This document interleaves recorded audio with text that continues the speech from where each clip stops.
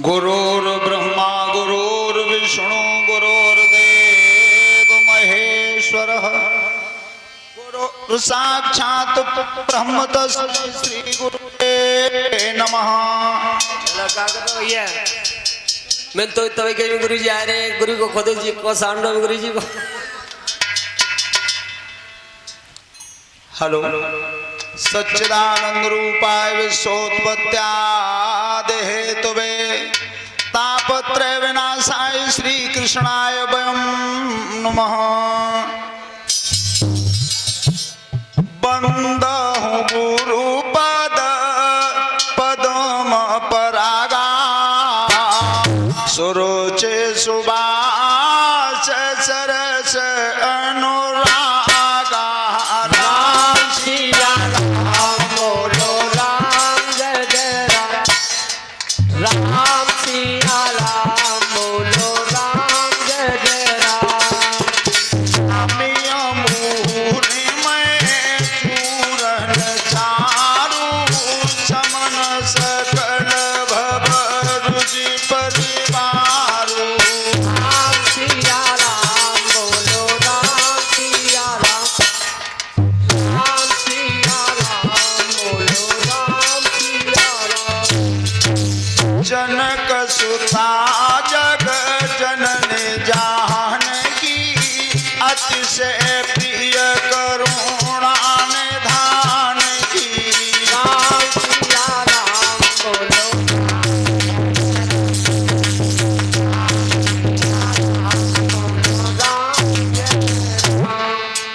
ताके युग पद कमल मनावहु जासु कृपाल रमल मति पावहु। राम सिया राम बोलो राम जय जय राम। राम सिया राम बोलो राम जय जय राम। बोलिए सच्चिदानंद भगवान की जय।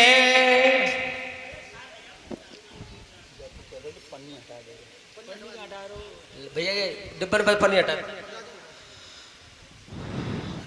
बड़े सौभाग्य का विषय है कि आपके इस पावनमयी धरती पर दुर्गे मैया और शिवजी के स्थान पर श्रीमद् भागवत कथा का ये अनुष्ठान चल रहा है। ऐसा हमारे विद्वानों का मत है कि भागवत कथा कहने से और सुनने से समस्त पापों का विनाश होता है। पूर्वजों के कोई अच्छे कर्म जब उदय होकर के आते हैं तब भागवत करवाने का मौका मिलता है। रही बात खाना पीना उठना बैठना सोना जागना जाए तो पशु पक्षी भी करते हैं, तुम ही नहीं करते हो। इसे तो पशु भी करते हैं इतने काम को। तो भगवान की भक्ति के लिए सर्वोत्तम साधन है मानव शरीर। अच्छा एक बात बताओ, खाएबो पीबो उठबो बैठबो सोएबो जगबो जाए भैंस ना कर रही और बाई काम है हम कर रहे हैं, तो हम में वहां में अंतर का है। मनुष्य का शरीर मिलने के बाद केवल भगवान ने यह कहा कि मेरे मानव को प्राप्त करने का सर्वप्रथम साधन है मनुष्य का शरीर।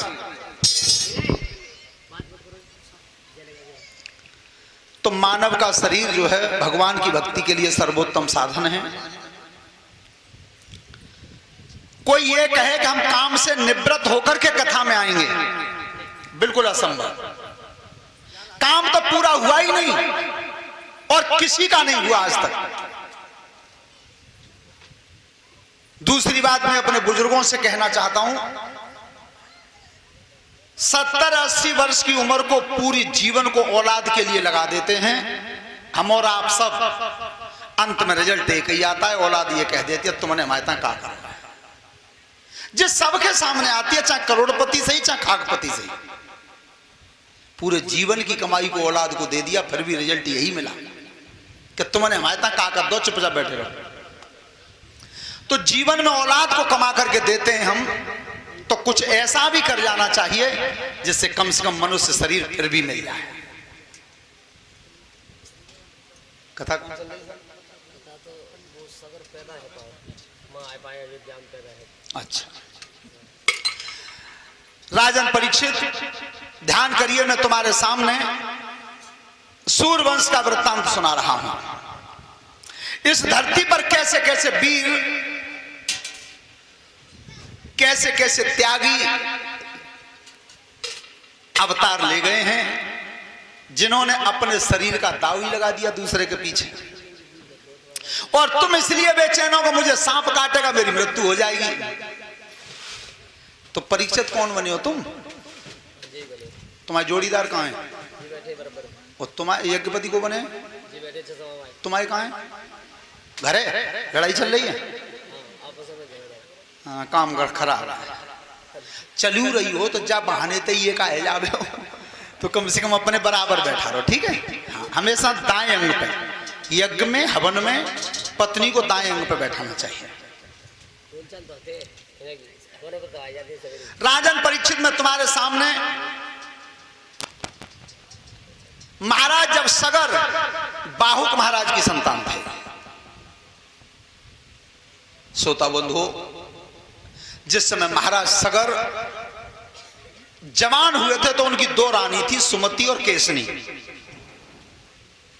एक रानी के बेटा पैदा हुए थे 60,000 और एक रानी के पुत्र हुआ था एक, जिसका नाम था असमंजस। और 60,000 जब लड़के पैदा हुए थे तो परीक्षित जी वो एक तिल के बराबर पैदा हुए, जैसे तिल का दाना होता है।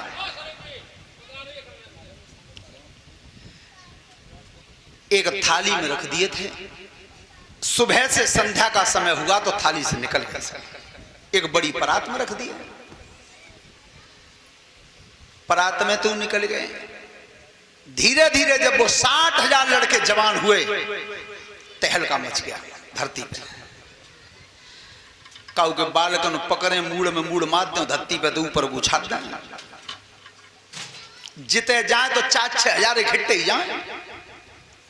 तो सब नगर जब बेचैन हुआ, जनता परेशान हुई, तो सगर महाराज के सामने आज हाथ जोड़ के खड़े हुए, महाराज अब नहीं बचेंगे तुम्हारे परिवार का। जीवन में अगर अपनी औलाद से कोई दुखी हुआ तो वो हुए राजा सगर, और गिनती में थे 60,000। तो ज्योतिषियों को, संतों को, विद्वानों को बुलाया महाराज ने, तब पूछा क्या इस परिवार से, संकट से कैसे उबर सकता हूं मैं? तो संतों ने बताया, महाराज एक अश्वमेध यज्ञ करवा दो और श्यामकर्ण घोड़ा छुड़वा दो। तो राजा सगर ने आज अश्वमेध यज्ञ कराया है, और श्यामकर्ण घोड़ा जब छुड़वाया, जिसका दायां कान सांवला था और जिस समय उस पर ध्वजा बंधी है, तांबे का पत्र टांगा गर्दन में, उस पत्र पर लिखा हुआ था ये घोड़ा सूर्यवंशी सम्राट महाराज सगर का है। महाराज सगर का घोड़ा है, और जो इस घोड़ा को पकड़ेगा तो सगर के परिवार से युद्ध करना होगा। राजन परीक्षित, ये माया का खेल है दुनिया में जो दिखाई दे रहा है। जो भी तुम नेत्रों से देख रहे हो, इसे एक दिन मिटना है। आज है वो कल नहीं रहेगा। 11वें स्कंद में भागवत में ये पृथ्वी, जिस पृथ्वी पे हम तुम हैं, ये हस्ती है।